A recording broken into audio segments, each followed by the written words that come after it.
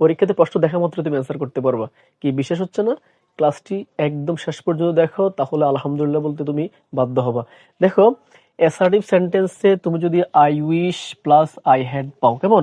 I wish plus I had পাও, সেই ক্ষেত্রে তুমি যখন এক্সক্লামেটর যখন তুমি করবা, এক্সক্লামেটর করার সময় আই উইশের পরিবর্তে আই উইশের জায়গাতে তুমি কি বসাবা? হ্যাড বসাই দিবা। কি বসাবা তুমি? হ্যাড বসাই দিবা। বাকি সবকিছু অপরিবর্তিত থাকবে। শেষে তুমি একটা আবেগসূচক চিহ্ন বসাইলেই তোমার অ্যান্সারটা কারেক্ট হয়ে যাবে। শর্টকাটটা লক্ষ্য করো, শর্টকাটটা কি দিছি? I wish plus I had plus বাকি অংশ, কেমন? তো তুমি কি করবা? এক্সক্লামেটর যখন তুমি করবা, তখন তুমি এই যে আই উইশের জায়গাতে তুমি কি বসাবা? হ্যাড বসাই দিবা। কেমন? হেড বসানোর পর তুমি প্রদত্ত সেন্টেন্সে যে সাবজেক্টটা থাকবে এটা এখানে বসাবা। এই হেডটা তুমি আর বসাইতে পারবো না এখানে, কারণ তুমি এটা অলরেডি শুরুতে হেড বসাই দিছো, কেমন? তারপরে তুমি কি করবে? বাকি অংশ বসিয়ে শেষে একটা আবেগসূচক চিহ্ন দিলেই তোমার অ্যান্সারটা হয়ে যাবে। দেখো, উদাহরণটা লক্ষ্য করি। I wish I had the wings of a bird. কেমন? এটাকে যখন তুমি এক্সক্লামেটর করবা, এই যে আই উইশের পরিবর্তে তুমি কি বসাবা? এখানে হেড বসাই দিবা।